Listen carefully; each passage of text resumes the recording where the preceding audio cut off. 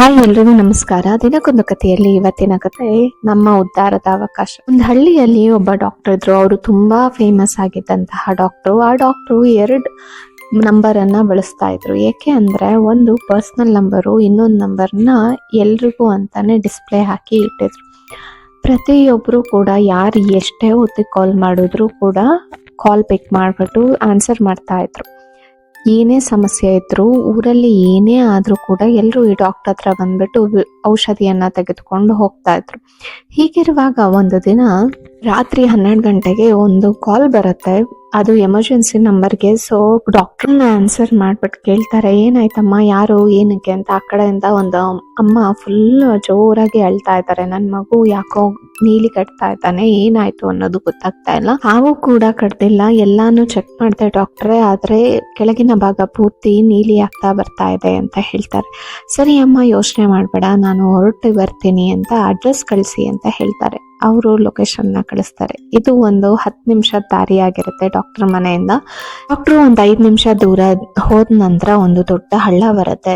ಅದನ್ನ ದಾಟೆ ಹೋಗ್ಬೇಕಾಗಿರುತ್ತೆ. ಇಲ್ಲ ಅಂದ್ರೆ ಡಾಕ್ಟ್ರು ಮತ್ತೆ 2 ಅವರ್ ಜರ್ನಿ ಮಾಡ್ಬೇಕಾಗುತ್ತೆ. ಡಾಕ್ಟರ್ಗೆ ಅನ್ಸುತ್ತೆ ಏನಪ್ಪಾ ಮಾಡೋದು ಅಂತ. ಅದೇ ಸಮಯಕ್ಕೆ ಯಾವುದೋ ಒಂದು JCB ಅದೇ ರೋಡಲ್ಲಿ ಹೋಗ್ತಾ ಇರುತ್ತೆ. ಡಾಕ್ಟ್ರು ಸನ್ನೆ ಮಾಡಿ ಜೋರಾಗಿ ಹಾರ್ನ್ ಮಾಡಿ ಕರೀತಾರೆ. ಕರೆದು ಆ JCB ಅವನ್ಗೆ ಹೇಳ್ತಾರೆ, ನೋಡಪ್ಪ, ಈ ತರ ಒಂದು ಮಗುವನ್ನ ಬದುಕಿಸ್ಬೇಕಾಗಿದೆ, ದಯವಿಟ್ಟು ನನಗೆ ಒಂಚೂರು ದಾರಿ ಮಾಡ್ಕೊಡ್ತೀಯಾ, ಈ ಮಣ್ಣನ್ನ ಎತ್ತಿ ಹಾಕಿ ಈ ಹಳ್ಳನ ಮುಚ್ಕೊಡ್ತೀಯಾ ಅಂತಾರೆ.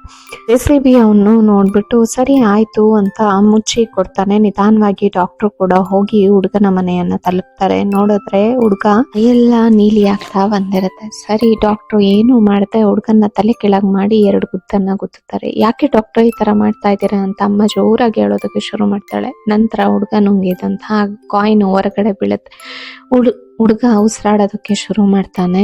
ಬಾಡಿ ನಿಧಾನಕ್ಕೆ ಬ್ಲಡ್ ಸರ್ಕ್ಯುಲೇಷನ್ ಆಗೋದಕ್ಕೆ ಶುರು ಆಗುತ್ತೆ. ಅಮ್ಮ ಡಾಕ್ಟರ್ಗೆ ಥ್ಯಾಂಕ್ಸ್ ಅನ್ನ ಹೇಳ್ತಾರೆ. ಡಾಕ್ಟರ್ ಕೂಡ JCB ಅವನ್ಗೆ ಥ್ಯಾಂಕ್ಸ್ ಹೇಳ್ಬೇಕಾಗತ್ತೆ. ಸೊ ಮಾರನೇ ದಿವಸ ಬಂದ್ಬಿಟ್ಟು ಆ JCB ಅವನ್ನ ಹುಡುಕಿ ಹೇಳ್ತಾರೆ, ಥ್ಯಾಂಕ್ಸ್, ಅವತ್ತು ನಿನ್ನಿಂದ ನನ್ನ ಒಬ್ಬ ಪೇಷಂಟ್ ನ ಜೀವ ಉಳಿತು ಅಂತ ಹೇಳ್ತಾರೆ. ಆಗ JCB ಅವನ್ನ ಹೇಳ್ತಾನೆ, ಸರ್, ಅವತ್ತು ನೀವು ಮಾಡಿದಂತ ಸಹಾಯ ನನ್ನ ಮಗನ್ಗೆ ನಾನೇ ನಿಮ್ಗೆ ಥ್ಯಾಂಕ್ಸ್ ಹೇಳ್ಬೇಕು ಅಂತ. ಇರ್ಲಿ ಬಿಡಪ್ಪ, ನನ್ನ ಕರ್ತವ್ಯ ಅದು ಅಂತ ಹೇಳ್ತಾರೆ. ಈ ಕಥೆಯಿಂದ ನಾವು ತಿಳಿಬೇಕಾಗಿರೋದು ಏನು ಅಂದ್ರೆ, ಯಾವುದೇ ಅಪೇಕ್ಷೆ ಇಲ್ಲದೆ ನಿಮ್ಮ ಕೆಲಸವನ್ನ ನೀವು ಮಾಡಿದ್ರೆ ದೇವ್ರು ಯಾವ್ದಾದ್ರೂ ಒಂದು ರೀತಿಯಿಂದ ನಿಮ್ಮನ್ನ ಕಾಪಾಡ್ತಾರೆ, ನಿಮ್ಮ ಫ್ಯಾಮಿಲಿಯನ್ನ ಕಾಪಾಡ್ತಾರೆ. ನಮ್ಮ ಉದ್ದೇಶ ಹೆಲ್ಪ್ ಮಾಡೋದಾಗಿದ್ರೆ, ಸೇವೆ ಮಾಡೋದು ನಮ್ಮ ಭಾವನೆ ಆಗಿದ್ರೆ ಪ್ರತಿಯೊಂದು ಅವಕಾಶನೂ ಸಿಗುತ್ತೆ ಆ್ಯಂಡ್ ಅದರಲ್ಲಿ ನಮಗೆ ಒಳ್ಳೆಯದು ತುಂಬಾನೇ ಆಗುತ್ತೆ ಅಂತ ಹೇಳ್ತಾ ಇವತ್ತಿನ ಕಥೆಯನ್ನು ಮುಗಿಸ್ತಾ ಇದ್ದೀನಿ. ನಾಳೆ ಮತ್ತೊಂದು ಹೊಸ ಕಥೆಯೊಂದಿಗೆ ಭೇಟಿಯಾಗೋಣ. ಅಲ್ಲಿಯವರೆಗೆ ನಮಸ್ಕಾರ. Thank you so much.